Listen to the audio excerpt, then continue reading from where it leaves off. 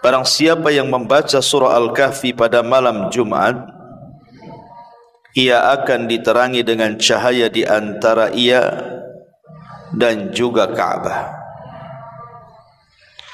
Hadis ini dikeluarkan oleh Imam Ad-Darimi dalam sunannya dan disahihkan oleh Syekh Nasiruddin Al-Albani dalam kitabnya Sahih At-Targhib.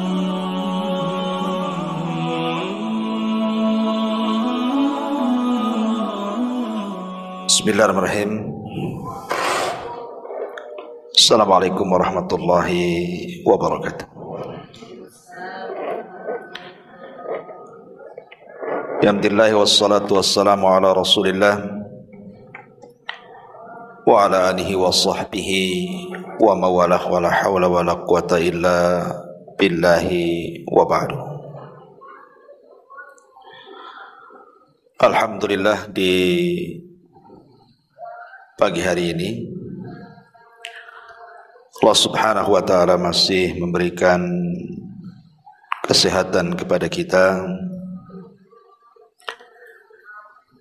masih bisa diberikan kesempatan untuk bertalabul ilmi di Masjid Nurul Hidayah.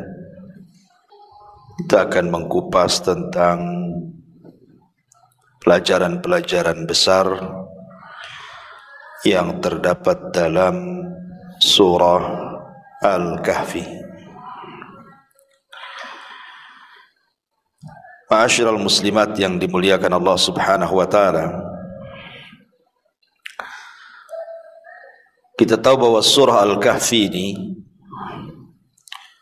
adalah satu surat yang dianjurkan membaca di malam dan hari Jumat. Karena Nabi SAW yang mengatakan dari hadis Abi Sa'id Al-Khudri radhiyallahu an, man qara'a surat Al-Kahfi lailatal jum'ati adha'a lahu min nuri fima bainahu wa bainal baitil atiq. Barang siapa yang membaca surah Al-Kahfi pada malam Jumat, ia akan diterangi dengan cahaya di antara ia dan juga Ka'bah. Hadis ini dikeluarkan oleh Imam Ad-Darimi dalam sunannya dan disahihkan oleh Syekh Nasiruddin Al-Albani dalam kitabnya Sahih At-Targhib.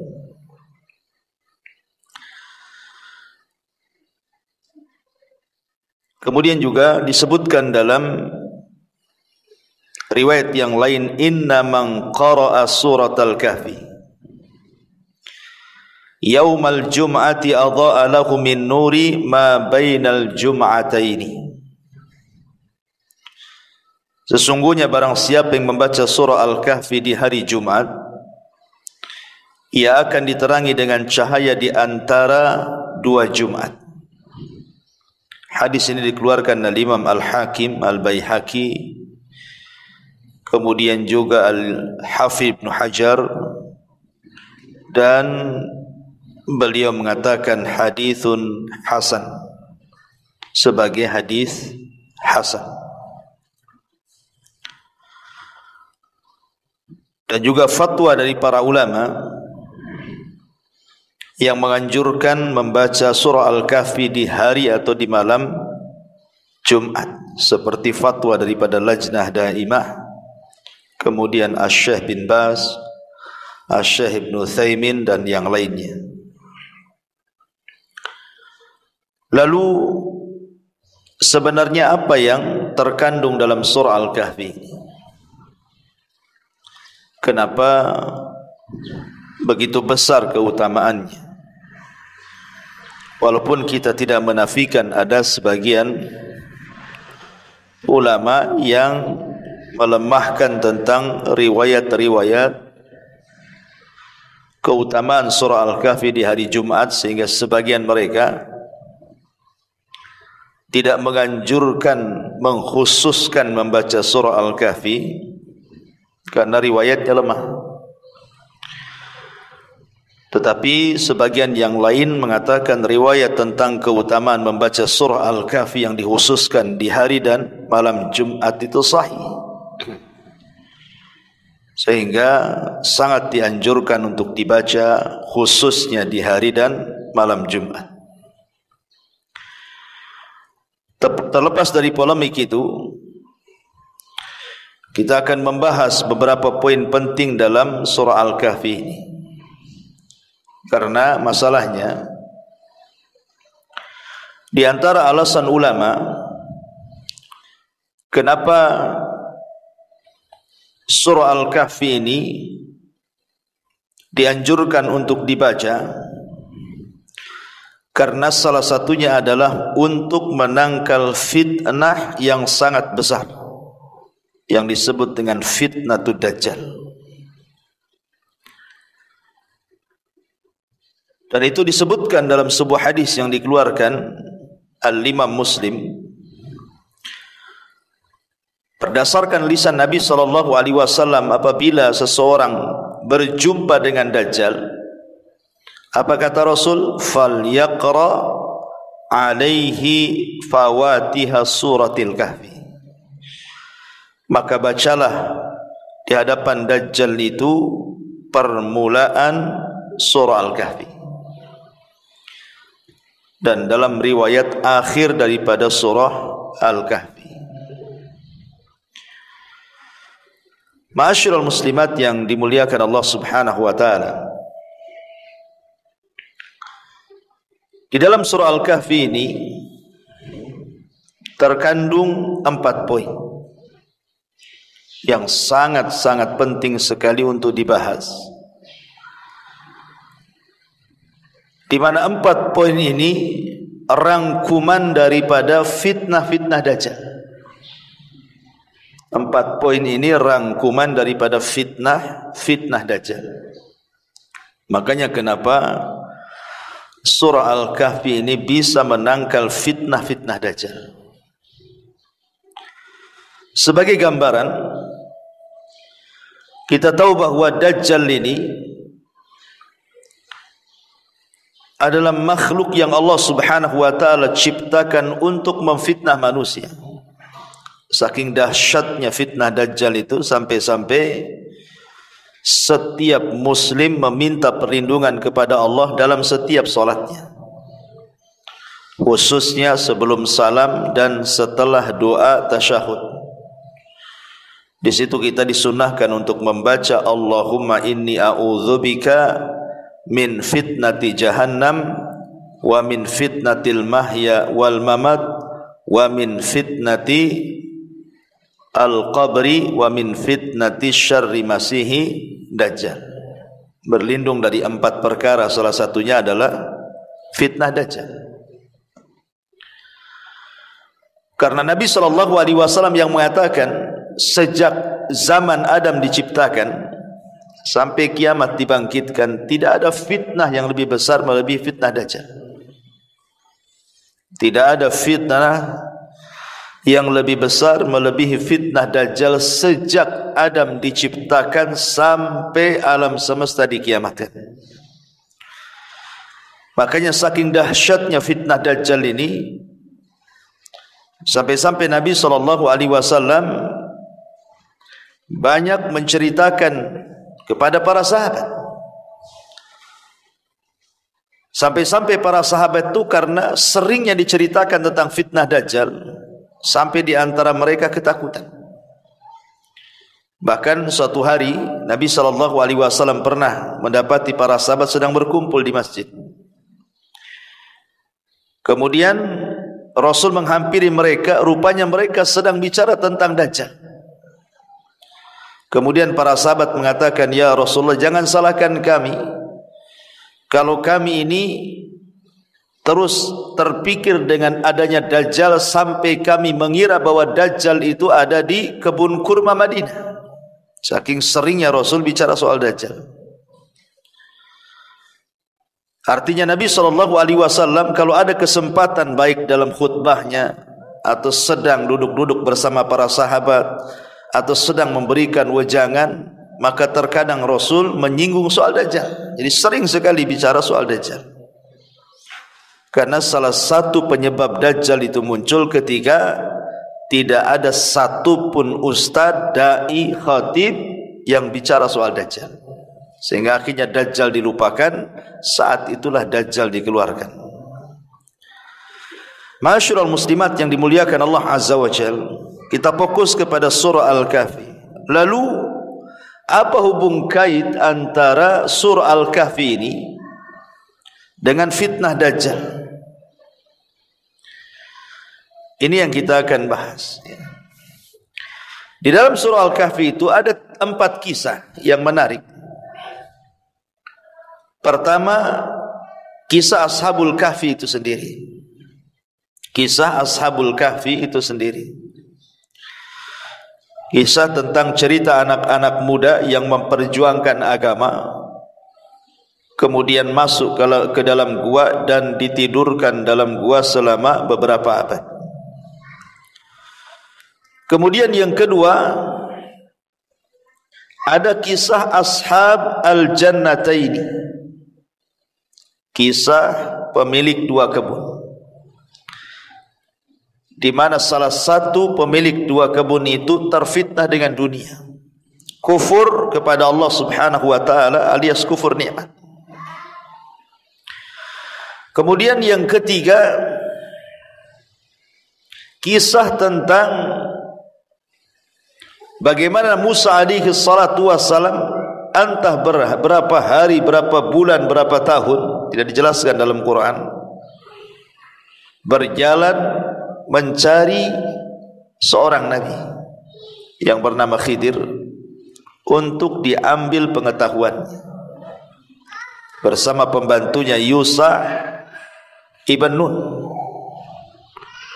Kemudian yang terakhir, kisah tentang seorang raja yang keliling dunia hanya untuk mendakwahkan dakwah tauhid. Raja ini disebut dengan Dzulqarnain. Dia tidak pernah duduk di singgasananya.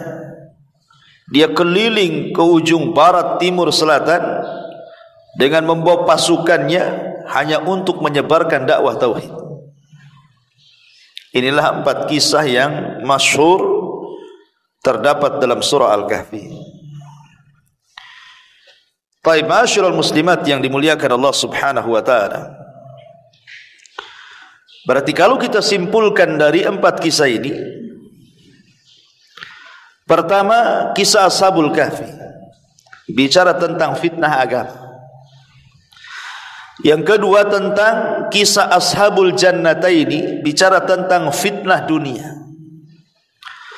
Yang ketiga, bicara tentang Musa dan Khidir, bicara tentang fitnah pengetahuan atau ilmu.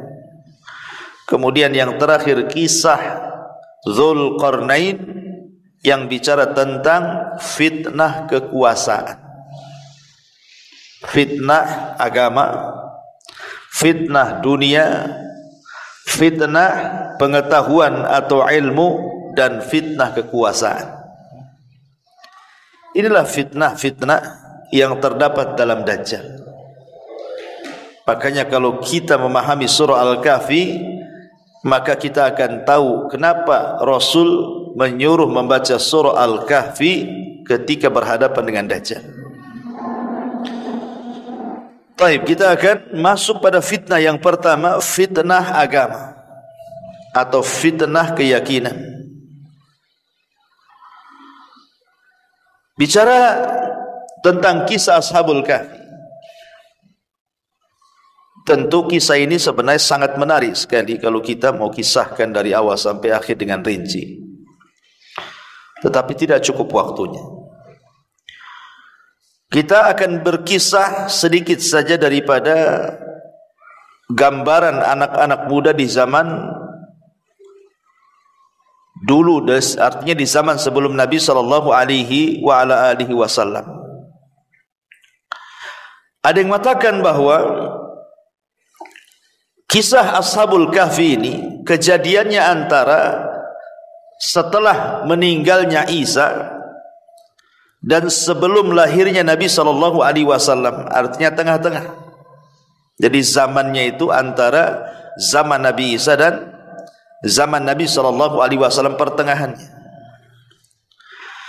Karena ketika itu pengikut Nabi Isa alaihi salam itu terbagi menjadi 3 kelompok. Pengikut Isa menjadi 3 kelompok. Kelompok yang pertama, mereka adalah orang-orang yang berperang melawan orang-orang Yahudi dan mereka gugur sebagai syahid. Orang-orang yang mereka berperang melawan orang-orang Yahudi dan gugur sebagai syuhada. Mereka lah orang-orang yang istiqamah di zaman itu dengan syariat Isa, orang-orang Nasrani yang murni akidah mereka. Kemudian kelompok yang kedua, kelompok yang tidak bisa mempertahankan akidah Nasraninya, sehingga mereka akhirnya murtad dan mengikuti orang-orang Yahudi. Kemudian kelompok yang ketiga inilah yang kemudian mereka istiqamah, berusaha mempertahankan akidah Isa bin Maryam dengan berbagai macam fitnah yang mereka hadapi. Mereka bersembunyi dan mereka terus memperjuangkan syariat Isa dan istiqamah. Lah inilah yang kemudian akar cerita Ashabul Kahfi ini, kelompok yang ketiga. Ma'asyiral muslimat yang dimuliakan Allah Azza wa Jalla, ada 2 versi tentang kisah Ashabul Kahfi ini. Versi yang pertama, karena jumlah Ashabul Kahfi ini tidak banyak, Al-Quran menyebutnya paling sedikit jumlah mereka 3 orang, dan yang keempatnya seekor anjing. Atau jumlah mereka adalah 4 orang dan yang kelimanya seekor anjing. Ataupun mereka adalah 5 orang yang keenamnya seekor anjing, atau mereka 7 orang dan yang ke-8-nya seekor anjing. Jadi paling banyak itu jumlah mereka 7 orang, paling sedikit jumlah mereka 3 orang. Tapi Allahu a'lam, pendapat yang kuat wallahu a'lam menurut jumhur mufassirin bahwa jumlah mereka 7 orang dan yang ke-8-nya seekor anjing. Ya. Jadi dahulu ada 7 pemuda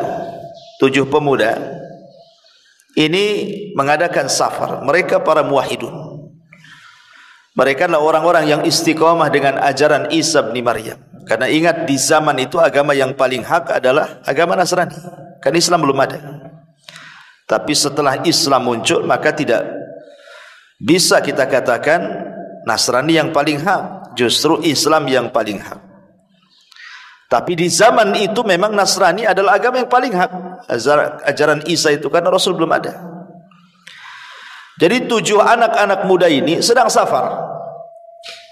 Akhirnya lewat di sebuah kerajaan. Jadi lewat di sebuah kerajaan, dan kerajaan itu digerbang. Tidak bisa masuk ke kerajaan untuk melewati perjalanan mereka kecuali harus lewat gerbang. Masalahnya kerajaan itu, di gerbang itu disediakan berhala. Siapapun yang lewat dari gerbang itu dan masuk ke kerajaan tadi, maka dia tidak boleh lewat kecuali harus menyembah berhala. Tidak boleh lewat. Sebab kalau tidak menyembah berhala dan tetap lewat, dibunuh. Akhirnya 7 orang ini ketika dihadapkan untuk menyembah berhala tidak maulah, karena mereka adalah orang-orang yang berakidah. Mereka orang-orang yang istiqamah dengan ajaran Isa bin Maryam. Terpaksalah kemudian mereka pun menunggu di luar gerbang itu. Lah saat menunggu di luar gerbang, secara otomatis mereka perlu makan, perlu minum dan begitu seterusnya. Kemudian mereka punya ide untuk membuat tempat pemandian. Ya. Jadi mungkin kayak sekarang ini toilet umum lah gitu ya. Jadi dipisah, ini untuk ikhwan, ini untuk akhwat gitu ya.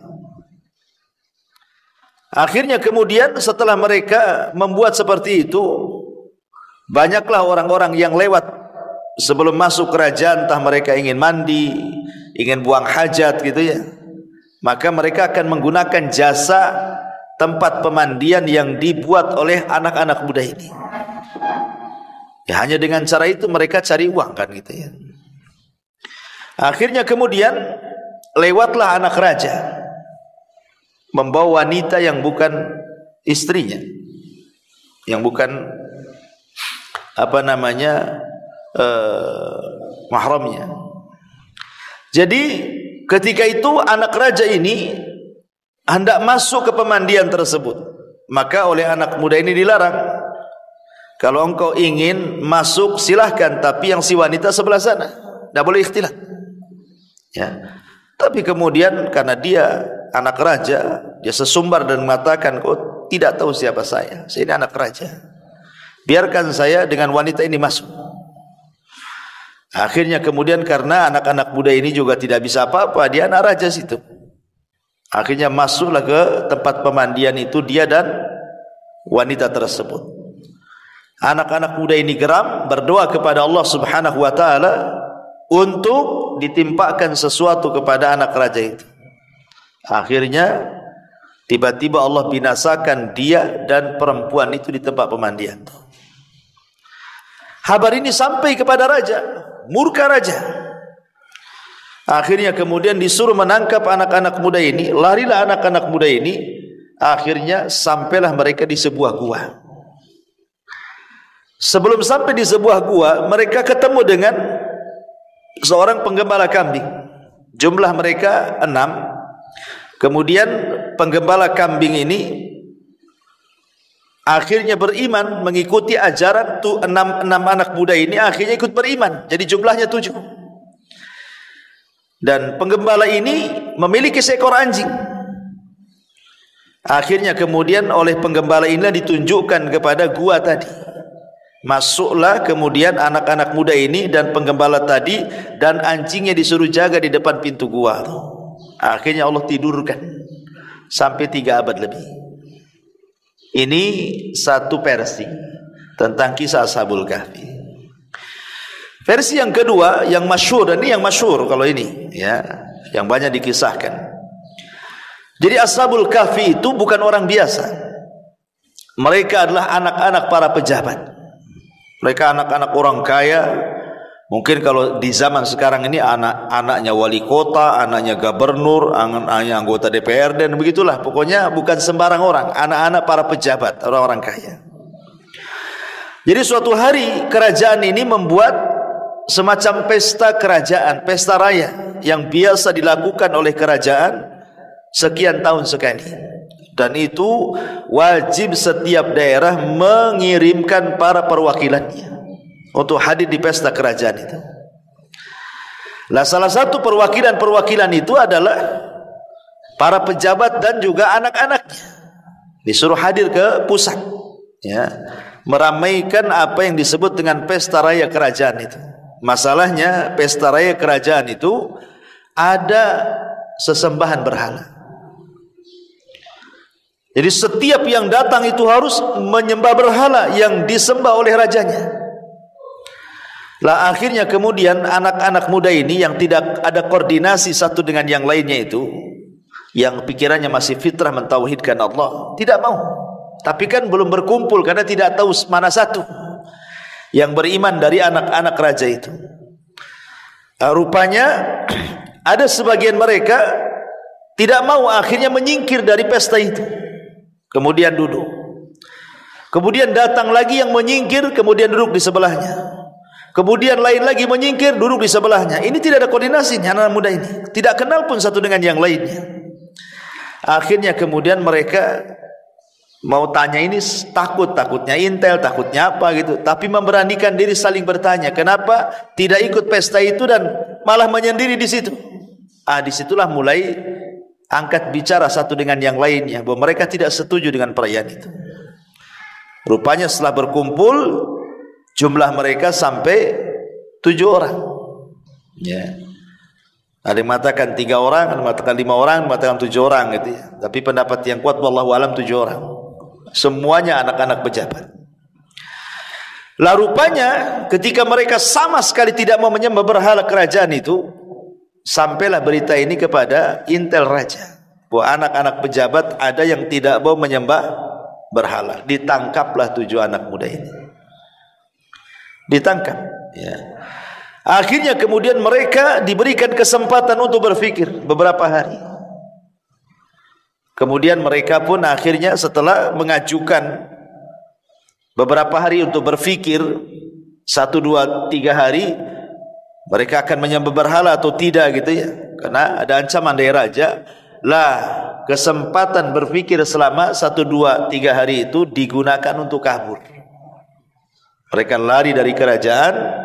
Dan raja pun murka, disuruh mengejar anak-anak muda ini. Sampailah kemudian di sebuah gua. Di sebuah gua, akhirnya mereka masuk ke dalam gua tersebut. Kemudian Allah tidurkan 3 abad. Itu sekilas saja kisah Ashabul Kahfi dari 2 versi itu. Ya. Intinya bahwa dari 2 kisah ini Allah Subhanahu wa taala hendak memberikan pelajaran kepada kita tentang pentingnya mempertahankan akidah, pentingnya mempertahankan sebuah agama. Makanya di dalam Al-Quran Allah mengatakan dalam surah Al-Kahfi itu pelajaran bagi Rasul apa? Fala'allaka bakhi'un nafsaka ala atharihim illam yu'minu bihadzal hadithi asafa. Inna ja'alna ma'alal ardi zinatan laha linabluwahum ayyuhum ahsanu amala. Maka barangkali engkau wahai Muhammad akan mencelakakan dirimu karena bersedih hati setelah mereka berpaling, sekiranya mereka tidak beriman kepada Al-Quran. Sesungguhnya kami telah menjadikan apa yang ada di bumi sebagai perhiasan baginya, untuk kami menguji mereka siapa di antara mereka yang terbaik perbuatannya. Jadi ini jadi pelajaran bagi Nabi SAW. Seolah-olah Ashabul Kahfi ini menjadi inspirasi bagi Rasul di permulaan dakwahnya. Bagaimana Ashabul Kahfi itu di permulaan dakwahnya dikejar-kejar, mau dibunuh oleh raja zalim kan gitu ya. Sampai akhirnya mereka bersembunyi di gua. Dan itu yang dialami Nabi. Bagaimana Nabi SAW di permulaan dakwahnya harus bersembunyi di rumah Arqam bidaril Arqam. Dan tidak boleh ada yang bercerita, sebab kalau persembunyian itu tahu bisa masalah gitu. Sebagaimana Al-Kahfi sembunyi dalam gua, maka Rasul bersembunyi di rumah Arqam bidaril Arqam, berdakwah di situ, pelan-pelan mengajak manusia. Dan di sini juga ada pelajaran bahwa seberat apapun ujian manusia, jangan pernah melepaskan agama, jangan pernah melepaskan keyakinan. Lihat Ashabul Kahfi, mereka masuk ke dalam gua, padahal mereka anak-anak pejabat loh. Mereka bukan orang biasa, mereka orang-orang yang memiliki dunia. Di tangan mereka kenikmatan dunia. Mereka bisa tidur di kasur-kasur empuk, mereka bisa makan dengan makanan yang lezat, mereka bisa menyuruh dayang-dayang dan pelayan-pelayan mereka. Tapi itu semua ditinggalkannya, malah tidur pula di tanah, di dalam gua, ketakutan dikejar-kejar, hanya mempertahankan iman dan juga akidah dan agamanya. Ini penting ya. Kalau dalam kondisi kita ditekan saja, kita disuruh untuk mempertahankan agama. Kok di zaman sekarang ini tidak ada tekanan agama, malah pindah agama? Enggak ada tekanan agama itu, malah pindah agama di zaman sekarang ini. Hanya gara-gara pernikahan dengan orang kafir, kemudian terfitnah dengan dunia, pindah agama dia, naudzubillah. Ya, ini kan persis seperti yang disabdakan Nabi SAW. Nanti di akhir zaman itu akan terdapat fitnah seperti penggalan malam. Paginya beriman, sorenya kafir. Sorenya beriman, paginya pula kafir, gitu ya. Kenapa? Karena menjual agama mereka dengan dunia yang sangat murah, kata Rasul. Taib, ma'asyiral muslimat yang dimuliakan Allah Azza wa Jalla, di sini ada keteguhan yang luar biasa dari Ashabul Kahfi sebagai pelajaran bagi kita bahwa sesulit apapun seseorang jangan sampai menanggalkan iman. Lihat Nabi SAW saat mendihar istri-istrinya. Dia tidur di ruangan yang sampingnya itu adalah kandang kuda. Jadi ini kandang kuda, di sini ada ruangan gitu. Ketika itu Umar bin Khattab radhiyallahu anhu adalah orang yang marah kepada Hafsah. Karena Hafsah putrinya, jangan-jangan lantaran Hafsah Rasul marah kemudian mendiharnya. Dan Abu Bakar juga sama marah dengan Aisyah. Jangan-jangan Aisyah inilah yang membuat Rasul marah. Akhirnya Umar bin Khattab ingin berjumpa karena terjadi berita waktu itu Rasul menceraikan istri-istrinya. Maka Umar ingin memastikan apakah betul Nabi menceraikan istri-istrinya termasuk putrinya Hafsah. Jadi dicarinya Rasul, rupanya ada di ruangan yang sangat sederhana di samping kandang kuda. Di situ Rasul tidur. Ya. Jadi Umar bin Khattab radhiyallahu anhu izin masuk tapi tidak diberikan izin. Mungkin Umar ini takut kalau Rasul tidak suka mendengar soal pembicaraan soal istri-istrinya. Jadi Umar ini berteriak kepada orang di sekitarnya yang menjaga siapa yang boleh masuk, siapa yang tidak, bahwa aku tidak akan membicarakan soal rumah tangga Nabi. Ketika kemudian Rasul mendengar bahwa maksud Umar tidak akan membicarakan itu, baru Rasul mau. Artinya Rasul tidak mau membicarakan itu sebenarnya. Maka Umar pun dipersilahkan masuk. Disitulah Umar kaget. Dia melihat Nabi SAW tidur di atas pelepah kurma. Kemudian Umar terbayang bagaimana kekuasaan Kisra, kekuasaan Kaisar gitu ya. Bagaimana Raja Romawi, mereka diagungkan dengan dunia yang melimpah di hadapan mereka, kasur yang empuk, dayang-dayang, makanan yang enak, kemudian juga kerajaan Persia, Najasyi dan begitu seterusnya. Sehingga Umar mengatakan kepada Rasul, ya Rasulullah, aku sudah pernah melihat Kaisar, Kisra, Najasyi gitu ya. Mereka diagungkan dengan dunia, sementara engkau adalah seorang Nabi. Ya, kenapa kau seperti ini gitu ya? Maka Nabi SAW mengatakan, ya Umar, sesungguhnya apakah kau suka Allah menyegerakan kepadaku di dunia seperti mereka? Sesungguhnya kemuliaan itu hanya ada pada Allah Subhanahu wa taala. Diingatkan Umar. Diingatkan, makanya Umar radhiyallahu an, kata-kata ini melekat ketika dia berkata kepada Abu Ubaidah ibn al-Jarrah. Dia mengatakan, wahai Abu Ubaidah, innallaha a'azzana bil Islam, faman ibtagha al-izzata bi ghairi ma a'azzana Allah adzallana Allah. Wahai Abu Ubaidah, kemuliaan itu hanya ada pada Islam. Siapapun yang mencari kemuliaan di luar Islam, kau tidak akan dapat. Ya, artinya di sini apa yang dinasihatkan Rasul kepada Umar, dinasihatkan pula Umar kepada Abu Ubaidah ibnul Jarrah. Tetapi Abu Ubaidah adalah orang yang tidak pernah berubah dengan dunia. Sampai Umar mengatakan, semua manusia terubahkan dengan dunia kecuali engkau wahai Abu Ubaidah. Dunia tidak pernah merubahmu. Baik, ma'asyiral muslimat yang dimuliakan Allah Azza wa Jalla, pelajarannya adalah bagaimana Nabi SAW dalam kesederhanaan dia mengajarkan kepada para sahabat dan kita, dalam kesederhanaan apapun, dalam kesulitan apapun, jangan sampai melepaskan Islam dengan terfitnah dengan dunia. Ini pelajaran yang besar dari surah Al-Kahfi dalam kisah Ashabul Kahfi di sini. Mempertahankan agama, akidah dan tauhid bagaimana caranya. Ini yang pertama. Yang kedua, dalam surah Al-Kahfi ini terdapat kisah Ashabul Jannataini. Kisah Ashabul Jannataini. Jadi dahulu di zaman sebelum Nabi SAW, ada yang mengatakan ini di zaman Bani Israel, kisah-kisah Israiliyat gitu ya. Ada yang mengatakan kisah ini terjadi di Yaman, artinya kisah-kisah Arab, wallahu alam. Ya. Tapi yang jelas bahwa tidak penting bagi kita mengetahui di mana kisah ini terjadi. Bukan khususnya sebab, tetapi umumnya lafaz.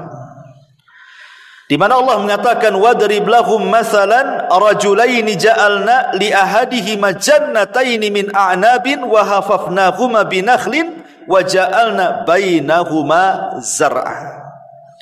Kiltal jannataini atat ukulaha wa lam tadlim minhu syai'an wa fajjarna khilalahuma nahara wa kana lahu thamarun faqala li sahibihi wa huwa yuhawiruhu ana aktsaru minka malan wa a'azzu nafara.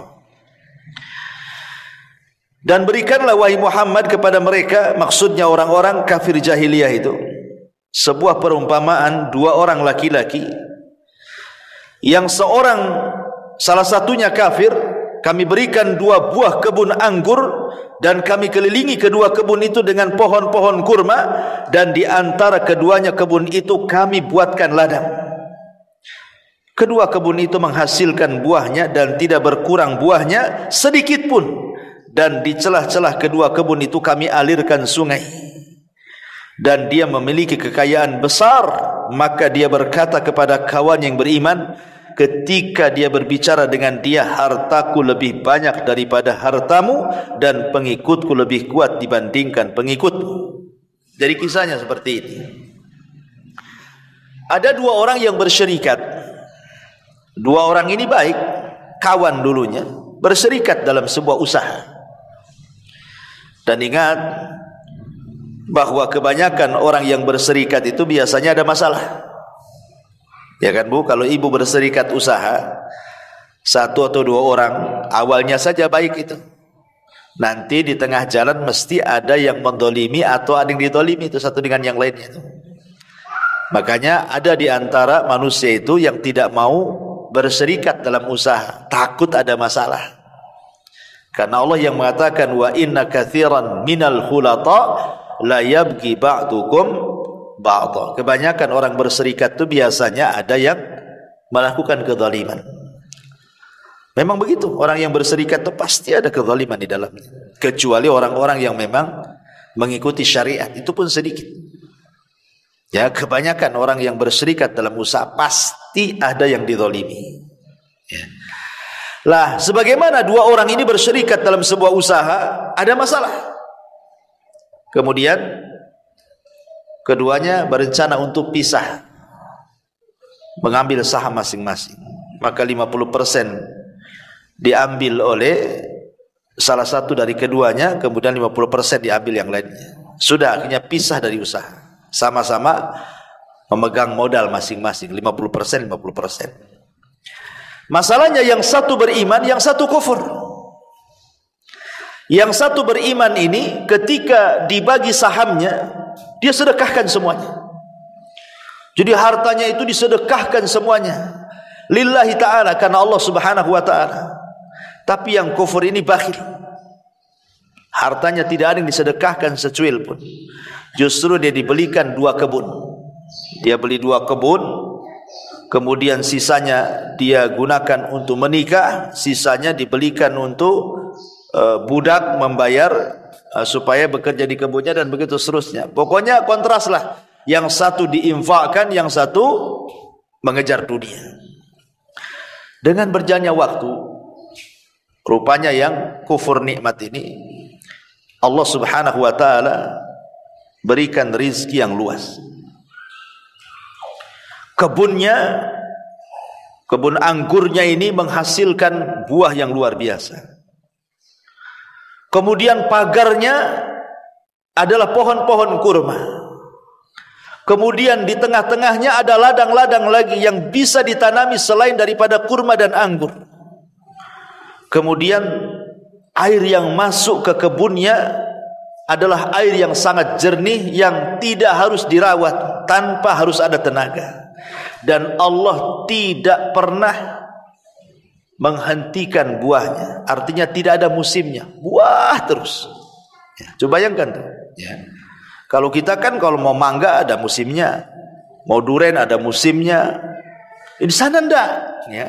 Jadi anggurnya tidak ada musimnya, bisa dipetik kapan saja. Kurmanya tidak ada musimnya, termasuk tanaman-tanaman lain tidak ada musimnya. Akhirnya lambat laun jadilah dia kaya. Dan ini pelajaran. Kalau ada orang yang diberikan kekayaan, seolah-olah usahanya itu tidak pernah gulung tikar. Buka ini berhasil, buka itu berhasil, buka ini berhasil. Kan ada orang yang seperti itu tuh. Dia buka usaha apa saja berhasil. Ya, ingat bahwa ketika Allah Subhanahu wa taala bukakan rizki kepada manusia, sementara dia kafir, atau mungkin dia tidak salat, atau mungkin dia fasik, tapi dalam usaha dia bagus, bukan berarti itu keberhasilan. Itu istidraj. Ya, sebagaimana orang ini kan, orang ini kafir, tapi Allah berikan kekayaan. Ini namanya istidraj. Sengaja Allah Subhanahu wa taala buka rizki seluas-luasnya, tapi ingat, ada waktu Allah menghancurkannya. Jadi jangan tertipu. Itu hanya istidraj saja. Bukan menunjukkan bahwa kalau Allah bentangkan kekayaan tanda Allah cinta kepadanya. Tidak. Ya, karena kekayaan itu bukan barometer cinta dan tidaknya Allah kepada hamba. Karena namanya kaya itu berserikat antara mukmin dan kafir masalahnya. Qarun kaya, kemudian Sulaiman juga kaya, Abu Jahal kaya, Abu Bakar juga kaya. Artinya kekayaan itu berserikat mukmin kafir, sehingga bukan menunjukkan tanda sayang Allah kepada hamba dengan banyaknya kekayaan. Ya. Jadi orang ini diberikan luas luar biasa kekayaannya. Kebunnya semakin maju, kekayaannya semakin banyak, pengawalnya semakin banyak, dan begitu seterusnya. Jadi suatu hari kawannya yang beriman ini sudah ludes hartanya karena diinfakkan di jalan Allah. Dia hanya mengharap surga saja. Jadi dia sedang kesulitan ekonomi. Daripada dia kerja kepada orang, dia teringat kawannya yang dulu pernah berserikat dengan dia, yang sekarang jadi kaya. Boleh jadi kalau dia bekerja kepada mantan kawannya dulu yang berserikat, itu kan lebih mudah urusan-urusannya. Rupanya terbalik. Ketika dia datang melamar, tiba-tiba datang saja dia dibodoh-bodohkan. Lihat, bodoh kau ini, dulu kau banyak harta seperti aku, katanya. Kenapa kau infakkan? Kenapa kau tidak seperti aku, dibelikan kebun, dibelikan sampai kau kere sekarang? Nah, gitu bahasanya. Malah dibodoh-bodohkan kawannya ini. Ya. Sebab dia infak malah dibodoh-bodohkan. Tetapi yang kawan orang yang kufur ini, dengan zalimnya kepada dirinya, dia pun mengatakan, ma'adunnu antabida hadihi abada. Aku kira kebun ini tidak akan binasa selamanya. Wa ma'adunnu sa'ata qa'imatan wa la in rudidtu ila rabbi la ajidanna khairan minha munqalaba, katanya. Dan aku kira hari kiamat tidak akan tegak, dan kalaupun tegak pasti Allah akan memberikan yang terbaik di akhirat sebagaimana Allah telah memberikan yang terbaik di dunia. Dikiranya kalau di dunia Allah berikan yang terbaik, di akhirat sama gitu. Ya. Tidak demikian, karena sekali lagi siapa yang diberikan kekayaan secara istidraj, berarti itu kecelakaan bagi dia. Kalau Allah memberikan kekayaan karena istidraj lah, sengaja dibukakan, padahal dia tidak sholat, padahal dia tidak puasa, padahal dia tidak zakat, padahal dia kafir gitu ya. Ingat, ini kekayaan istidraj artinya. Ada batasnya, Allah sengaja membentangkan untuk dihancurkan. Akhirnya terjadilah hiwar, saling adu hujah gitu ya. Yang satu ngejek, yang satu ngingatin, yang satu ngejek, yang satu ngingatin, gitu saja. Sampai pada waktunya, intinya dia tidak mau menerima sebenarnya, tapi dia ingin menunjukkan kesombongan kekayaannya dengan mengejek kawannya dan begitu seterusnya. Sampai sebelum orang ini pergi, dia mau tunjukkan kebunnya, ya. Karena dia mengatakan, saya lebih banyak hartanya daripada kamu, saya lebih banyak pengikutku daripada kamu. Ayo, kalau nggak percaya, lihat kebunmu. Ketika masuk dalam kebunnya, yang kawan orang yang beriman ini mengingatkan, ya, walaula iddakhalta jannata qulta masyaallah la quwata illa billah. Cobalah sebelum kau masuk kebunmu itu, jangan lupa membaca masyaallah la quwata illa billah. Seolah-olah apa, orang ini mengatakan, orang yang beriman ini, bahwa kebun ini milik Allah, bukan milik kamu. maka katakan Masya Allah. Kalau bukan karena kehendak Allah, kamu tidak akan kaya, gitu ya. Katakan Masya Allah. La quwata illa billah. Engkau ini tidak ada daya dan kekuatan, semua milik Allah kok, kan itu. Rupanya dia tidak mau mengucapkan kalimat itu. Apa yang terjadi? Akhirnya Allah binasakan kebunnya, anggurnya jatuh ke parap-parapnya, sehingga tidak tersisa satu tanaman pun, kecuali Allah binasakan. Dari sini kita tahu bahwa kisah ini menunjukkan bagaimana orang-orang ini terfitnah dengan kekayaan.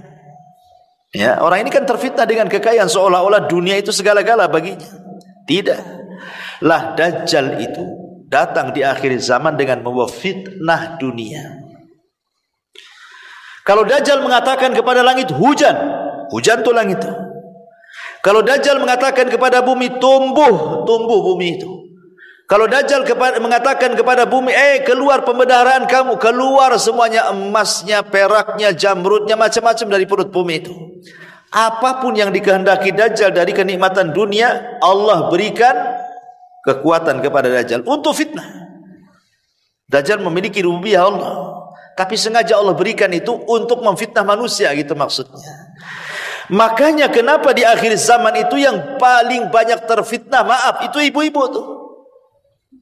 Yang paling banyak terfitnah itu ibu-ibu. Saking takutnya bapak-bapak sama istrinya, sama anak perempuannya, sama bibinya, sampai dirantai.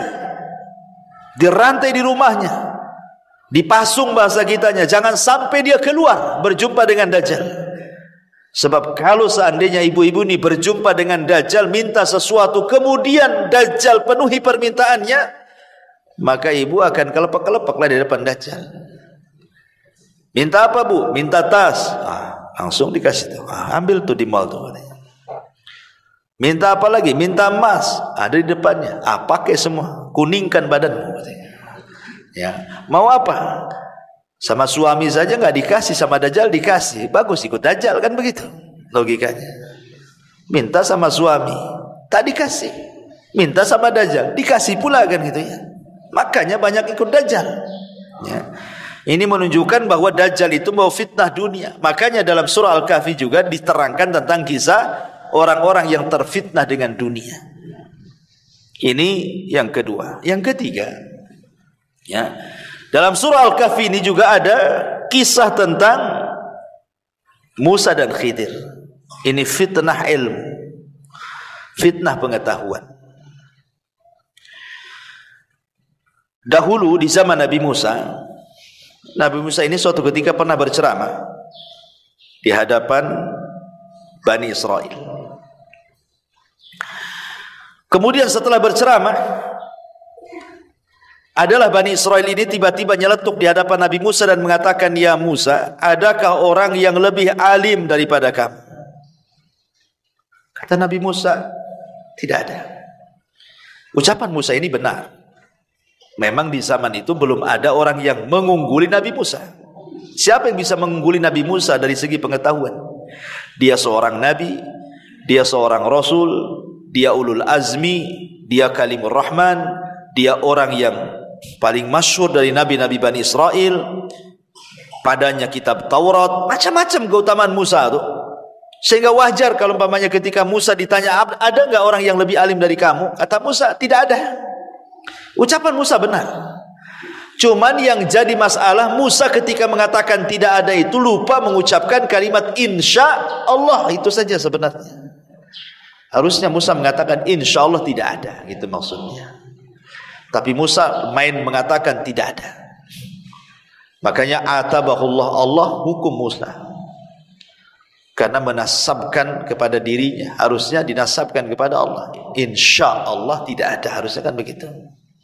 Dan dari sini menunjukkan pentingnya ucapan insya Allah. Karena nanti di akhir zaman Ya'juj wa Ma'juj itu kan dikurung tuh di benteng Dzulqarnain, tidak bisa keluar. Tetapi ketika pimpinan Ya'juj dan Ma'juj itu ketika menggali lubang, diilhamkan mengucapkan insya Allah, besoknya jebol tuh dinding itu. Karena kan setiap hari Ya'juj dan Ma'juj itu kan melubangi. Kalau sudah lubang tinggal sedikit lagi gitu mau tembus, kemudian datang malam hari. Kata pimpinannya, pulanglah kita, istirahat, besok kita lanjut. Ketika besok dilanjut, rupanya lubang itu sudah kembali semula, nggak ada bekas lubangnya lagi, digali lagi. Kemudian kata pimpinan, besoklah kita gali lagi. Rupanya besoknya datang, sudah nggak ada lubangnya, kembali ke semula gitu. Tapi nanti di akhir zaman tuh pimpinan Ya'juj dan Ma'juj itu akan mengatakan, nahfiru ghadan insyaallah. Sudah, ini sudah malam. Insyaallah besok kita akan gali lagi. Ketika pimpinannya diilhamkan mengucapkan insyaallah, mereka datang, lubang itu tidak kembali semula, masih ada. Makanya mereka meneruskan. Dan pimpinannya mengatakan, insyaallah besok kerja lagi. Mereka datang lagi, rupanya lubang ini tidak kembali semula, tetap lubangnya seperti itu, digali lagi, terus akhirnya jebol dan mereka berhasil keluar. Lihat bagaimana dahsyatnya kaul insyaallah di sini. Sampai orang kafir sekelas Ya'juj dan Ma'juj saja bisa keluar gara-gara ucapan insyaallah, gitu maksudnya. Makanya ketika Musa lupa mengucapkan insyaallah, akhirnya kemudian Nabi Musa alaihi salatu wassalam pun dihukum oleh Allah, dan Allah katakan ada orang yang lebih alim daripada kamu. Kemudian Allah mengatakan seorang laki-laki yang bernama Khidir. Dia punya pengetahuan yang engkau tidak punya. Dia punya pengetahuan yang engkau tidak punya. Sebenarnya secara tingkatan-tingkatan derajat, Musa itu jauh lebih mulia dibandingkan Khidir. Karena Khidir ini diperselisihkan kenabiannya. Apakah dia nabi? Apakah dia wali? Ada yang mengatakan dia nabi, ada yang mengatakan dia wali. Paling tinggi derajatnya nabi saja, tidak sampai ke derajat rasul. Tapi Musa ini kan bukan hanya nabi, rasul, ulul azmi, kalimur rahman, punya kitab Taurat gitu ya. Gak ada apa-apa kalau mau dibanding-bandingkan antara Khidir dengan Musa ini. Musa jauh lebih mulia. Tapi Allah subhanahu wa ta'ala ingin mengajarkan kepada Nabi Musa apa? Menundukkan kesombongan dan menanamkan rahmat, kasih sayang. Sebab kalau orang sudah hilang kesombongan, pasti akan tertanam kasih sayang. Tapi ketika orang itu tertanam kesombongan, maka yang terjadi adalah kerasnya hati sehingga dicabut rahmat pada dirinya. Jadi pelajaran terbesar sebenarnya pada kisah Nabi Musa dan Khidir itu adalah dua perkara ini. Berusaha untuk tidak sombong, berusaha untuk menanamkan rahmat kasih sayang. Dari mana kita tahu? Karena Allah subhanahu wa ta'ala memerintahkan Musa yang jauh lebih mulia belajar kepada yang di bawahnya. Artinya kan melepaskan kesombongan di situ. Ya. Yang kedua, menanamkan rahmat. Karena pelajaran yang diterima Nabi Musa dari Khidir itu semua cerita rahmat, kasih sayang. Contoh, pelajaran yang pertama, Nabi Musa diajarkan apa? Melubangi kapal. Nabi Musa dengan Khidir naik kapal nih. Pemilik kapal ini orang miskin. Ya. Kemudian ketika sampai di tepian, tiba-tiba Khidir melubangi pula, merusak kapalnya orang miskin, dirusak kapalnya. Musa heran lah, ini yang sudah punya kapal orang miskin dirusak pula kan gitu kan. Tapi sebenarnya Khidir ini ingin mengajarkan kepada Musa kasih sayang kepada orang miskin ini. Sebab apa? Sebab kalau kapal itu tidak rusak, tidak dilubangi oleh Khidir, maka kapal itu akan diambil penguasa zalim. Jadi kalau nampak nih ada kapal bagus nih, prajurit lewat, oh kapal bagus nih punya siapa? Ambil. Nah, diambil, akan diambil. Tapi ketika melihat oh kapalnya rusak, apa itu kapal rusak, biarkan saja. Nah, jadi sebenarnya Khidir itu merusak kapal karena kasihan dengan orang miskin itu. Sebab kalau tidak dirusak diambil gitu ya. Maka dirusak sama Khidir supaya jangan diambil. Nanti kalau memang orang fakir itu mau memakai, tinggal diperbaiki saja. Ini kan menanamkan kasih sayang namanya kan, kepada orang miskin. Kemudian kisah yang kedua, pelajarannya adalah ketika Nabi Musa alaihi salam nampak ada anak kecil, Nabi Khidir nampak ada anak kecil, tiba-tiba diambil, disembelih, dibunuh. Ya Musa otomatis ini marah lah kan gitu kan. Kok bunuh orang, kok sembarang main bunuh-bunuh gitu ya. Tapi Khidir ingin menanamkan kasih sayang di balik pembunuhan anak kecil itu. Karena Khidir seorang nabi, diberitahu oleh wahyu bahwa anak ini kalau besar nanti durhaka sama orang tuanya. Kasihan sama orang tuanya, daripada menyiksa orang tuanya, kubunuh saja. Tentu ini juga sebagai dalil bahwa Nabi Khidir itu bukan wali tapi nabi. Kenapa? Karena Khidir tahu sebagai mukjizatnya anak kecil yang dibunuhnya ini kalau sudah besar akan jadi durhaka. Tidak mungkin Khidir tahu kecuali karena wahyu. Berarti dia seorang nabi. Itu bagi yang berpendapat Khidir nabi gitu ya. Berarti di sini pun ada pelajaran kasih sayang. Khidir membunuh anak kecil supaya kalau sudah besar tidak menyusahkan orang tuanya. Kemudian yang ketiga, ketika Khidir dan Musa masuk ke sebuah daerah ingin dijamu gitu ya. Rupanya satu desa itu bakhil. Tidak ada yang mau ngasih jamuan kepada Musa dan Khidir. Maka Khidir mengajak Musa, ayo kita keluar cari kampung lain. Sebelum keluar dari kampung itu, rupanya di perbatasan kampung itu ada rumah mau roboh.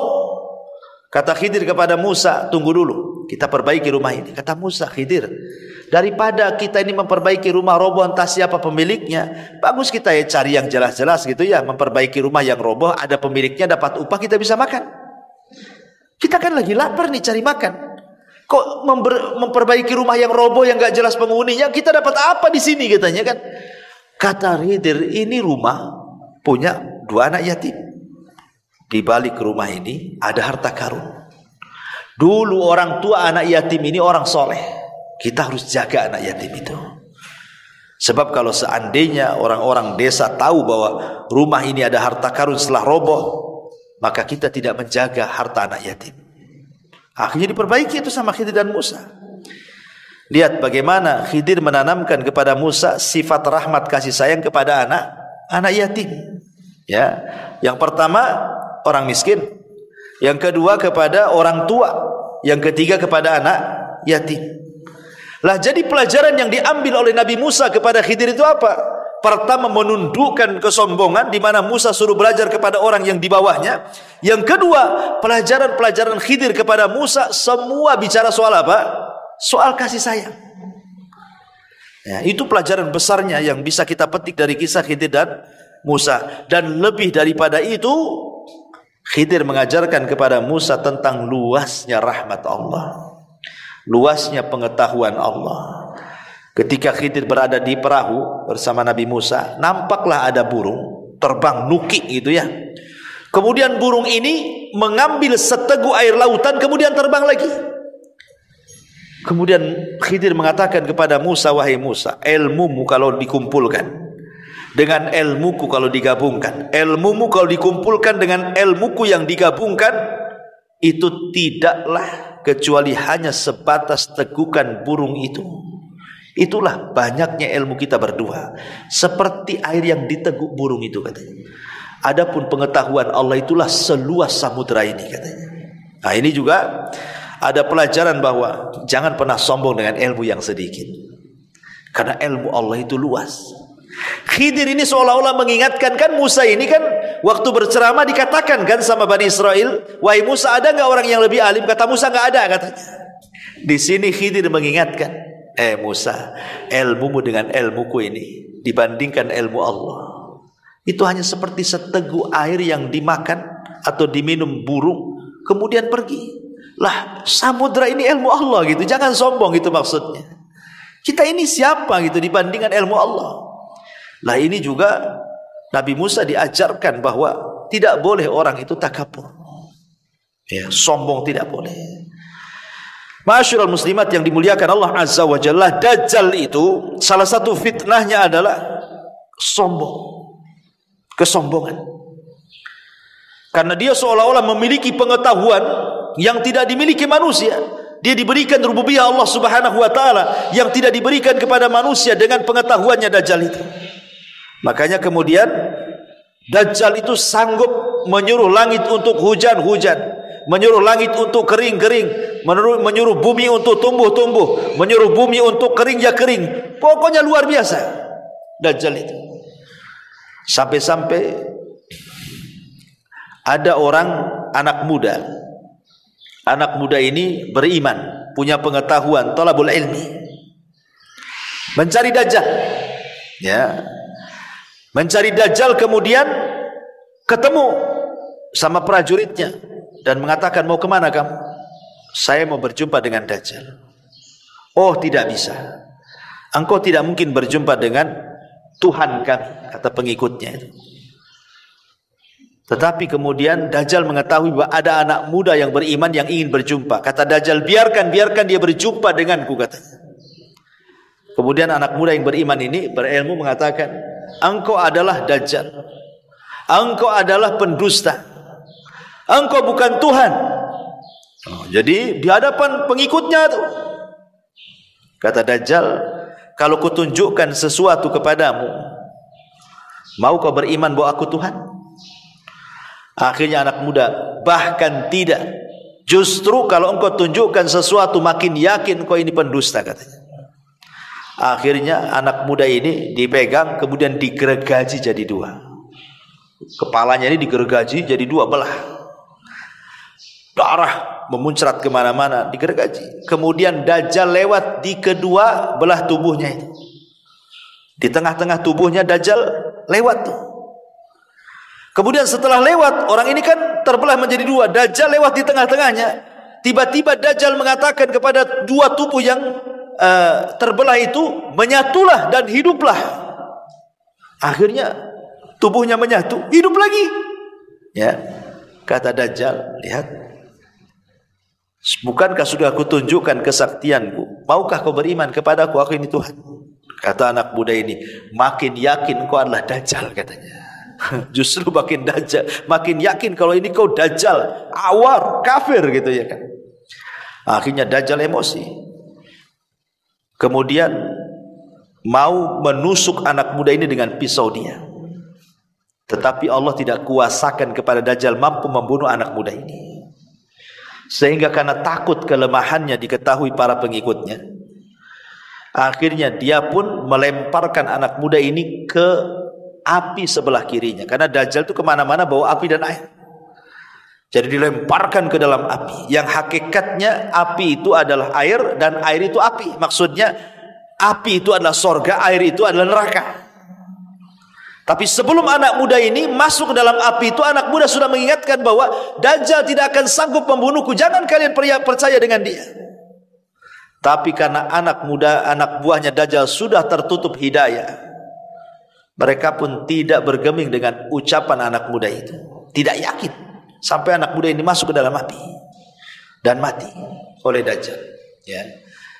Lah dari sini ma'asyiral muslimat yang dimuliakan Allah Azza wa Jalla, sehebat apapun Dajjal itu, dia tidak bisa melawan orang yang beriman, yang berilmu. Tetapi ingat bahwa ini anak muda pilihan. Tidak semua orang bisa menghadapi Dajjal. Makanya Rasul mengatakan, kalau engkau mendengar ada Dajjal, sebaiknya jangan dihadapi, pergi, menyingkir, kata Rasul. Faliyan a'anhu, jangan coba-coba dihadapi, karena fitnahnya sangat dahsyat. Dari sini pelajaran bagi kita, jangan pernah masuk ke daerah-daerah fitnah. Jangan pernah masuk ke tempat-tempat fitnah, ke tempat-tempat syubhat, jangan masuk. Kalau kita ini tidak kuat imannya, jangan pernah masuk ke tempat-tempat fitnah. Karena Rasul saja mengatakan kalau berjumpa dengan Dajjal kabur. Sebab kalau berjumpa betul-betul, nanti kita tidak bisa menghadapi, kita pula jadi pengikut dia, gitu maksudnya. Maka sekecil apapun tempat syubhat, tempat fitnah itu jangan didatangi. Ya, seperti mamanya orang jalan-jalan ke negeri-negeri kafir. Buat apa? Ya, menghabiskan uang jalan-jalan ke negeri kafir itu buat apa coba? Bagus untuk umroh, untuk haji yang sudah jelas-jelas gitu ya. Kemudian menyumbang kepada tempat-tempat ibadah, fuqara wal masakin, jelas. Daripada kita jalan-jalan ke negeri kafir yang jelas-jelas itu negeri penuh dengan fitnah dan syubhat. Ya. Nanti sampai di sana malah terfitnah. Terfitnah dengan dunia, terfitnah dengan syubhat agama, luntur akidah kita dan begitu seterusnya. Na'udzubillah gitu ya. Maka jauhi tempat-tempat fitnah itu. Ini kisahnya Nabi Musa dan juga Khidir. Kemudian yang terakhir ya adalah kisah Dzulqarnain. Dzulqarnain ini adalah fitnah kekuasaan. Yang bicara tentang fitnah kekuasaan. Tapi Dzulqarnain ini satu-satu raja dari 4 raja dunia yang beriman. Maksudnya yang menguasai dunia secara utuh ya, sebagian besar dunia dikuasai. Karena hanya ada 4 raja ya yang pernah menguasai sebagian besar dunia. 2 beriman, 2 kufur. Yang beriman Dzulqarnain dan juga Sulaiman. Kemudian yang kufur Namrud di masa Ibrahim. Kemudian yang kedua Bukhtu An-Nasr. Bukhtu An-Nasr yang pernah membantai orang-orang Yahudi Palestina. Raja Babylon ya, di zaman Nabi Yahya kalau tidak salah. Baik, masyarul muslimat yang dimuliakan Allah Azza wa Jalla, salah satunya adalah salah satu dari fitnah dalam surah Al-Kahfi adalah fitnah kekuasaan. Tapi Dzulqarnain ini berbeda dengan Namrud yang terfitnah dengan kekuasaan dan berbeda dengan Bukhtun Nasr. Dia jadikan kekuasaannya untuk dakwah. Dia jadikan kekuasaannya untuk berdakwah. Jadi dia itu subhanallah melakukan perjalanan yang disebutkan dalam Al-Quran itu ke 3 arah. Jadi Dzulqarnain ini dia berjalan ke 3 arah disebutkan di dalam Al-Quran itu. Kemana saja coba? Pertama, Maghrib Asy-Syamsi. Dia mengarah ke tempat terbenamnya matahari, ke arah barat. Jadi perjalanan Dzulqarnain itu ke arah barat. Baru yang kedua Matla' Asy-Syamsi, ke arah terbenamnya terbitnya matahari. Jadi perjalanan yang pertama ke arah barat, ke arah terbenamnya matahari.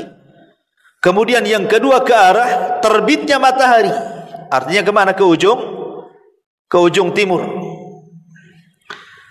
Baru setelah ke arah barat, ke arah timur, baru Dzulqarnain ke arah sebaliknya, imma ke arah selatan atau ke arah utara.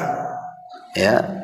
Kemudian mendapatkan Dzulqarnain ini di antara 2 gunung. Didapati di belakang kedua gunung itu ada satu kaum yang hampir tidak memahami pembicaraannya. Jadi Al-Quran menyebutkan 3 arah perjalanan Dzulqarnain. Arah barat, arah timur, dan arah yang tidak jelas apakah utara ataukah selatan. Yang jelas akhirnya berjumpa dengan sebuah kaum yang tidak bisa dipahami bicaranya. Rupanya setelah berusaha untuk memahami bicaranya, Dzulqarnain paham bahwa kaum itu diganggu oleh makhluk yang bernama Ya'juj wa Ma'juj, kabilah yang sangat jahat. Makanya kemudian Dzulqarnain memageri ya antara kampung yang suka diganggu Ya'juj dan Ma'juj dengan Ya'juj dan Ma'juj itu betul-betul dibuatkan benteng sehingga mereka tidak bisa keluar dari situ. Dan benteng itu tidak bisa dijebol sampai kiamat dibangkitkan, karena jebolnya benteng itu berkaitan dengan tanda-tanda kiamat besar. Ya, apabila benteng itu jebol, berarti keluarlah Ya'juj wa Ma'juj. Kapan itu? Saat Isa bin Maryam sudah berhasil membunuh Dajjal. Baru keluar fitnah Ya'juj dan Ma'juj gitu ya. Tapi pelajarannya adalah di sini Dzulqarnain ini dia kemana-mana berdakwah, dan dia orang yang suka memperbaiki wilayah-wilayah dan daerah-daerah kalau mau beriman. Jadi Dzulqarnain cuma 2, mau beriman atau mati. Kalau mau beriman, ku perbaiki daerah kalian. Tapi kalau tidak beriman, ku bantai semua kalian. Cuma 2 saja, mati atau beriman. Nah, itu ya. Makanya berhasil Dzulqarnain itu kemana-mana keliling dunia berdakwah, sehingga mengislamkan banyak manusia. Ada yang mengatakan, kata Syekh Utsaimin rahimahullah ta'ala, Dzulqarnain itu seorang raja yang masuk Islam karena dakwahnya Ibrahim. Jadi dia kalau melihat kurun zaman di Di zaman Dzulqarnain itu maksudnya saat kurunnya sezaman dengan Nabi Ibrahim. Dzulqarnain itu sezaman dengan Nabi Ibrahim, karena yang mengislamkan Dzulqarnain adalah Ibrahim, yang mengajarkan tauhid kepada Dzulqarnain adalah Ibrahim. Bahkan pernah suatu ketika tawaf bersama, ya, Ibrahim dengan Dzulqarnain. Dari situlah kemudian Dzulqarnain mengemban tugas yang sangat besar, dakwah tauhid yang diajarkan Ibrahim kepadanya, dan dia jadikan kekuasaannya sebagai alat dakwah keliling dunia, ya. Lah sebagaimana Dzulqarnain ini keliling dunia berdakwah tauhid, Dajjal ini sebaliknya.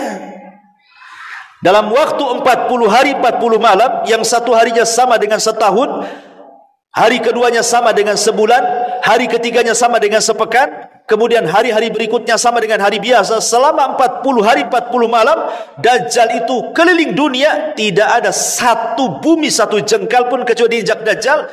Disitulah Dajjal mencari pengikut sebanyak-banyaknya, dan berhasil, ya, sehingga pengikutnya luar biasa gitu ya Dajjal itu, karena fitnah yang luar biasa. Kecuali orang-orang yang dirahmati Allah saja yang tidak jadi pengikut Dajjal, itu pun sedikit. Sampai Isa pun dan Imam Mahdi dan pasukannya sampai bersembunyi di Bukit Tur sampai turunnya Isa bin Maryam, baru berhasil membunuh Dajjal, ya. Tapi lihat bagaimana Dajjal menyebar dengan kekuasaannya, fitnah di mana-mana, tapi Dzulqarnain dengan kekuasaannya menjadi alat dakwah menyebarkan tauhid. Ya, inilah 4 kisah yang disebutkan dalam surah Al-Kahfi. Empat-empatnya bicara dan menangkal tentang fitnah Dajjal, fitnah agama, karena Dajjal itu tujuannya hanyalah memfitnah agama manusia. Orang suruh kufur, suruh ikut dia. Kemudian yang kedua, fitnah dunia, karena Dajjal itu dengan pengetahuan ataupun rububiyah yang Allah anugerahkan kepada Dajjal sebagai fitnah, itu salah satunya adalah memurtadkan orang dengan cara apa? Mengiming-imingi dunia supaya orang murtad, ya. Kemudian yang ketiga, fitnah pengetahuan. Yang bisa melawan Dajjal itu ilmu, sebagaimana kisah anak muda tadi yang mau dibunuh Dajjal itu, ya, kemudian tidak bisa, akhirnya dilempar ke neraka, itu karena punya pengetahuan. Kemudian yang terakhir, fitnah kekuasaan. Bagaimana Dzulqarnain sebaliknya daripada Dajjal. Kalau Dajjal dengan kekuasaannya menjadikan manusia murtad, tapi Dzulqarnain dengan kekuasaannya bisa menjadikan manusia beriman. Wallahu alam. Ini diantara kandungan isi daripada surah Al-Kahfi. Baik, sampai di sini kita buat tanya jawab, silakan.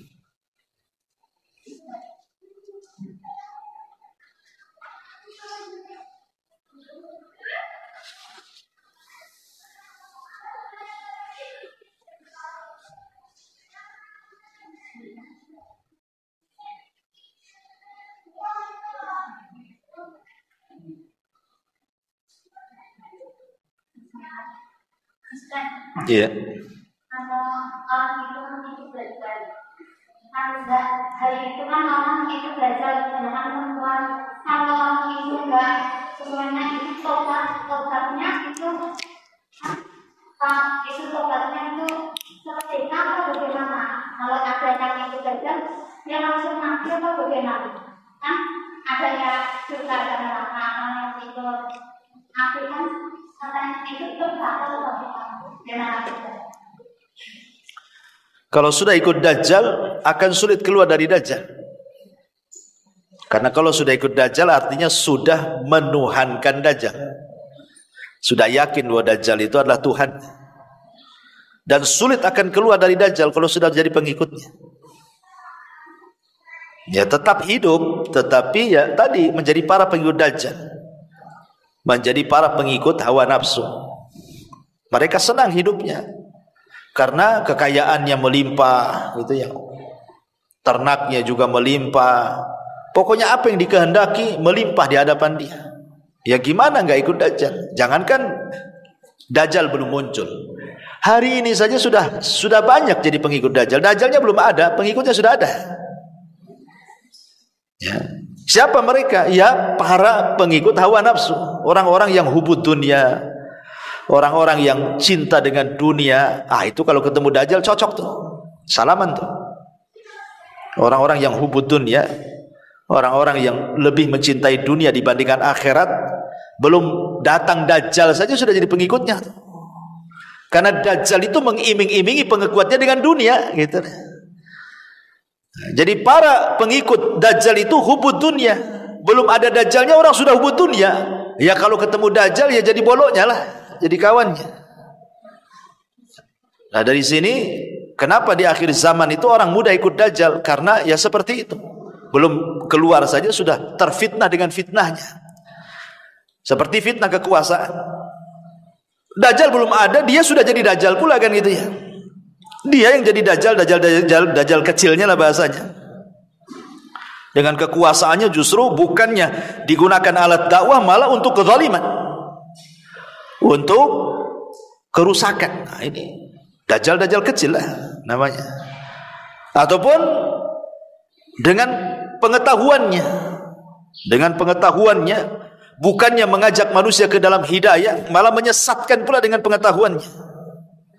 Harusnya dengan ilmu itu orang dapat hidayah, tapi enggak, dengan pengetahuan sesat orang itu.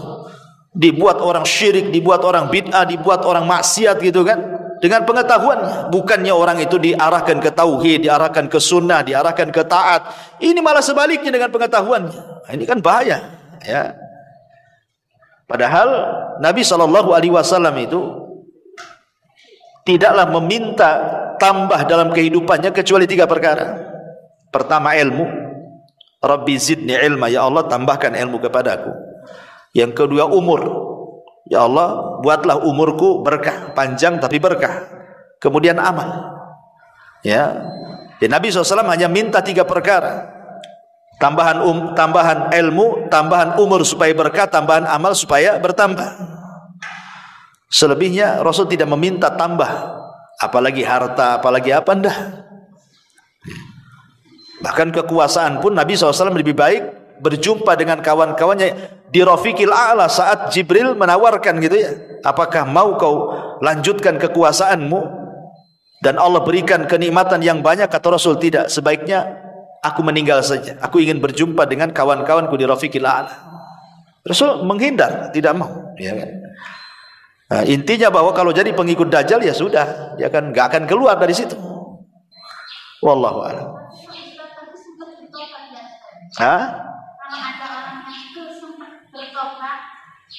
Nggak sempat bertobat?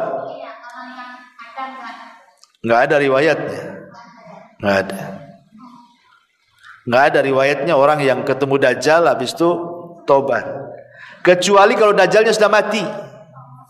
Kalau Dajjalnya sudah mati, kemudian mereka menjadi tawanan Isa bin Maryam dan Al-Mahdi, mereka kan dipaksa untuk beriman. Kalau tidak mati, disitulah banyak yang tobat, yang masuk Islam sebelum kematian Isa. Ya, wallahu a'lam. Ya.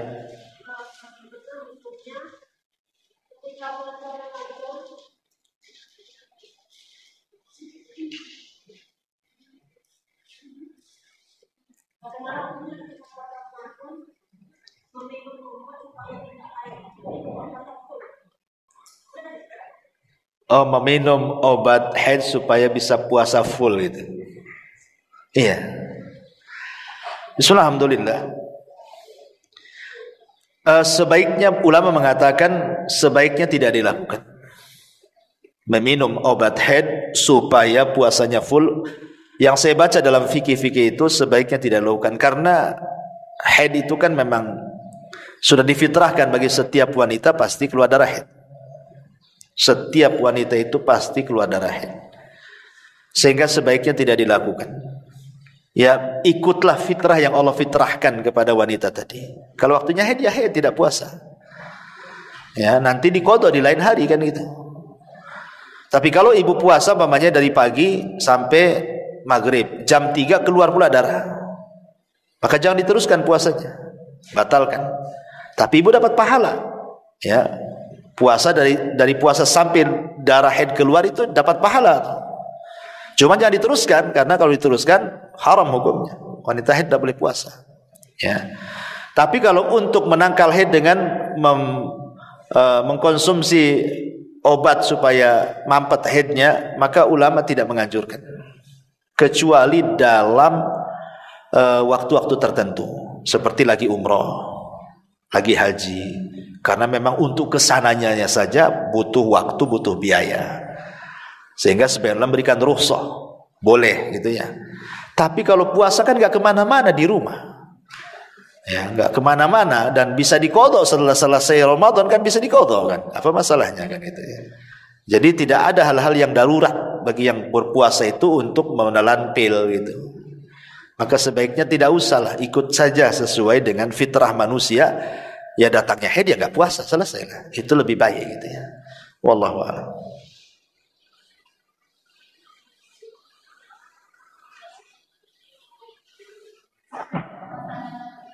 Kalau orang itu kan ada kegiatan mati, semuanya ada perkataan kata-kata kufur. Ustaz kan saya bilang kalau orang yang dikasih mati katanya enggak tetap di apa namanya disabar ya Ustaz.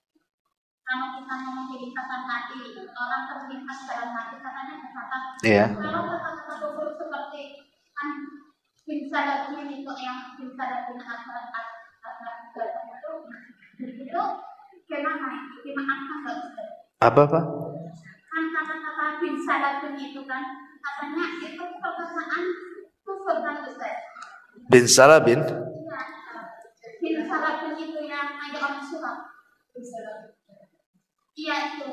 Yang mana itu? Nggak tahu. Itu katanya itu katanya itu untuk penyembahan itu sama orang Nasrani atau orang Muslim yang itu loh kata-kata bin Salatin. Seperti usulan mengatakan bin Salatin abrakadabra gitu Ustaz. Ah, kenapa? Dalam Nabi ada semacam kayak lintasan kayak gitu itu Apakah ucapan bin Salabin abrakadabra itu kalimat kufur? Dalam hati? iya katanya dicatat kalau lintasan dalam hati. Allahu a'lam, saya nggak tahu. Tapi bin Salabin itu apa sih artinya? Bin itu apa? Bin itu Salabin itu apa? Itu kan bahasa apa sebenarnya bin Salabin itu?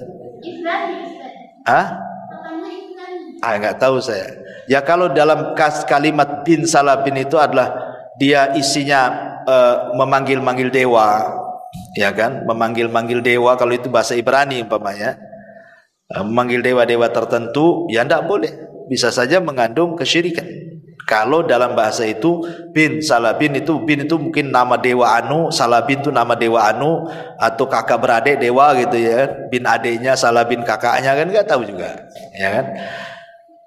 Yang ada abragadabrag ini nggak tahu juga nih, itu bahasa apa kan? Allahu a'lam. Yang jelas panggilan-panggilan seperti itu lihat maknanya saja. Kalau maknanya memanggil-manggil jin, memanggil-manggil dewa, memanggil-manggil berhala, ya bisa tergandung kesyirikan. Tidak boleh, ya.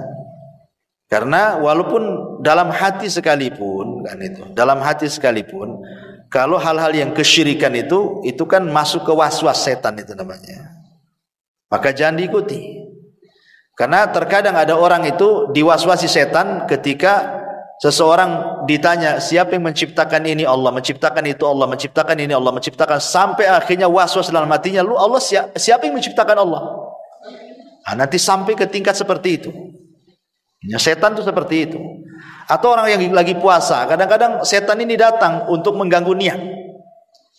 Ya, mengganggu niat. Mamanya ibu sahurnya kurang kenyang, atau bahkan tidak sahur sama sekali.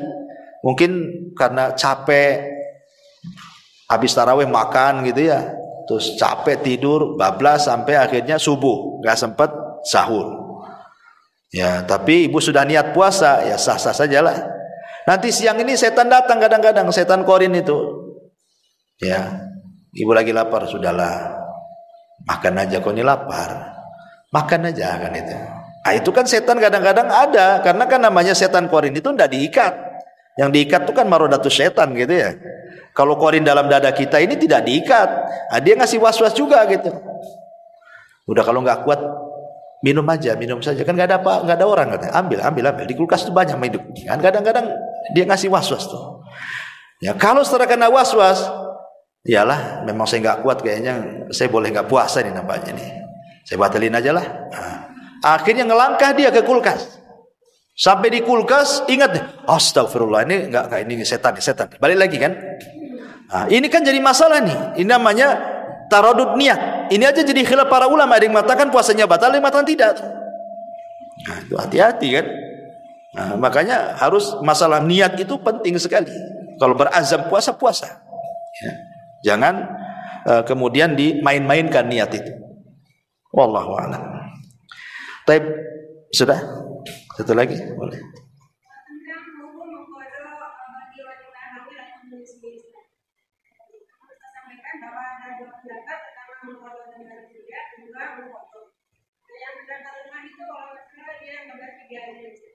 Di mana? Iya, maksudnya gini, wanita yang menyusui dan yang hamil itu kan ada 3 kondisi. Kondisi yang pertama, dia buka karena takut kepada dirinya, bukan takut kepada janinnya. Maka ini dikiaskan dengan orang sakit, cukup qadha, tidak fidyah. Yang kedua, takut sama dua-duanya. Takut sama dirinya, takut juga sama janinnya. Takut sama dirinya, takut pula sama bayi yang disusuinya.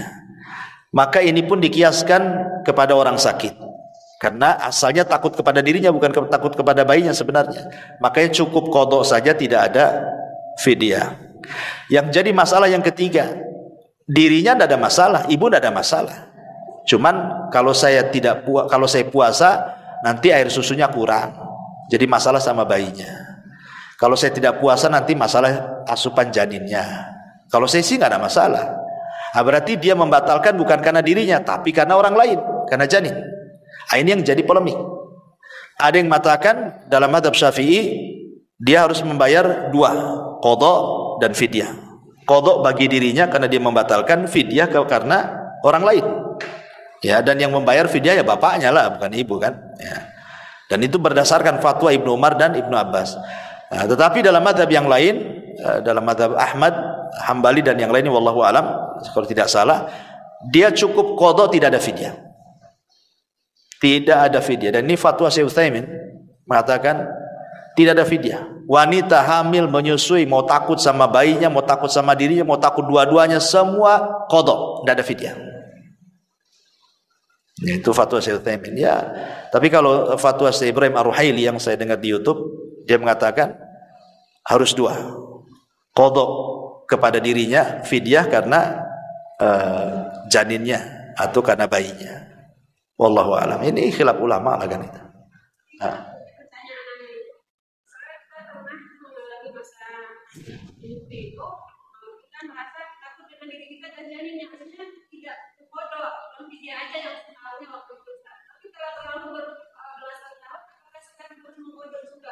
Ya, kalau ibu tahu berapa hari dulu enggak puasa, ya tinggal dikalikan saja.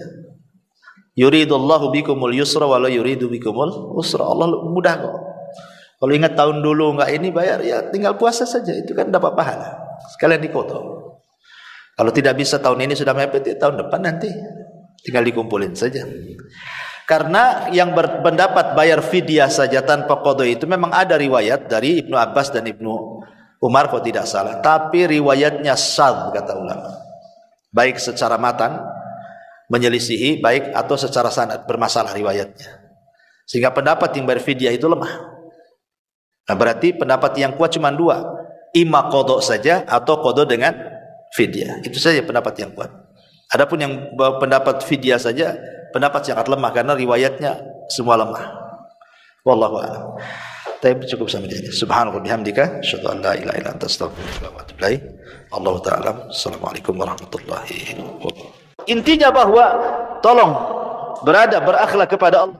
Membahas tafsir dari surah Al-Imran. Lahirlah Imam Muslim, Abi Dawud, Tirmidzi, Ibnu Hibban. Jadi ketika Yunus alaihi salatu wassalam